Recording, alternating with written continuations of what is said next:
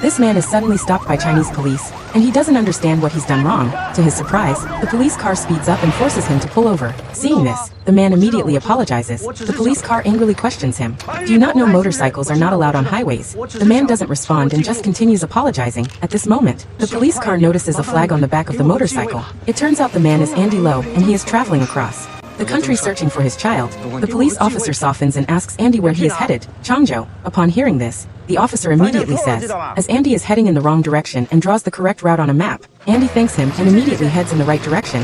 A few minutes later, as he pulls out the map again to confirm his direction, he finds 200 RMB falling out. He quickly realizes that the officer had given him the money, so he carefully places it in his wallet and writes it down in his notebook. This all began 15 years ago when Andy, his wife, went out for work, only for their child to go missing.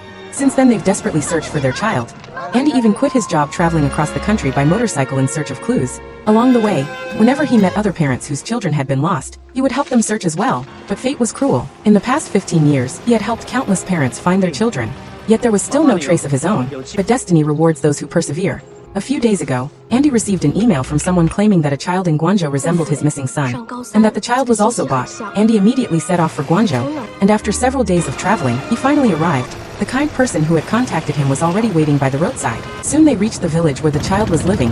Andy tried to control his excitement, desperately asking the foster father to let him meet the child. Luckily, the foster father read and called the child over. When Andy saw the child, he felt as if he were looking at his own son when he was younger. He asked the man many questions, but the answers were all negative. Just when everyone had lost hope, Andy suddenly asked the man if he had a scar on his foot.